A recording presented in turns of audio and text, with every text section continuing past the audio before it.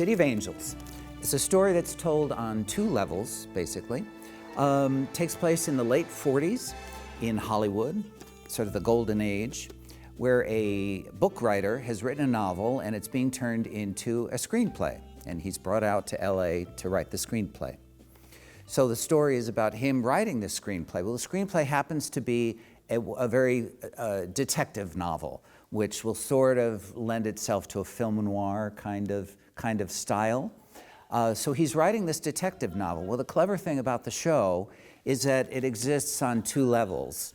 One is Hollywood of the golden age and the Hollywood machine and the politics that's involved there. The other is actually scenes from the film. And the tricky thing about the whole thing is that the scenes from the film are all done in black and white. And all of the scenes in Hollywood are done in color. So the show happens on two different spectrums at the same time, and each reflects on the other, basically. And that's kind of the fun of it. And even what happens is sometimes the detective, who's kind of an alter ego for the writer, actually steps out of that and talks to the writer because he's critical of the writer compromising his artistic values, which is really very kind of fun. The other fun thing about the show is all of the main characters in the Hollywood setting actually are also playing characters in the movie. So you have, again, juxtapositions of character types and personalities all happening at the same time, and each reflects upon the other. The other thing is that the score is written by Cy Coleman, who wrote Sweet Charity and a ton of other musicals, and he really loved jazz a lot. So it has a very wonderful, very original and tuneful jazz score, which is very, very fun. The book was written by Larry Gelbart, who, if you know the musical A Funny Thing Happened on the Way to the Forum, very, very funny, wonderful comic writer. He also wrote Tootsie, the movie. And he was responsible for developing and creating the TV show MASH.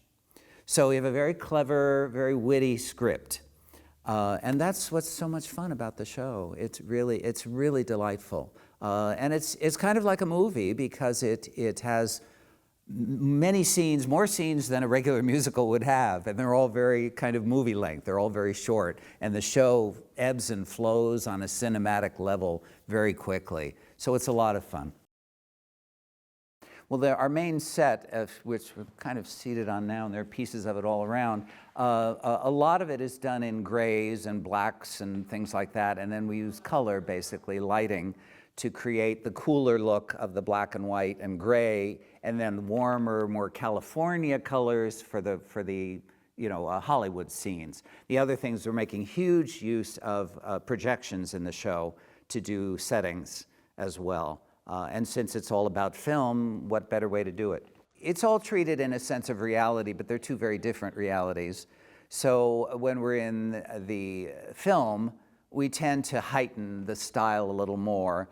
In some cases, it might seem like one of your classic Maltese Falcon or The Big Sleep or Rebecca or Citizen Kane, one of those types of film noir, sort of dark. Things were dark and a little menacing and a little cynical back then. When you're in the Hollywood thing, I've asked them just make it very real, very, very day to day. It still has the energy sort of the 40s, but it's much more on a realistic kind of basis. If you love detective novels and you love a good mystery thriller, the actual film itself is a wonderful story, and to find out how that threads through and reflects on the characters in real time is really entertaining and witty. It's a very, very funny show, very, very funny. We sit here and laugh ourselves all through it.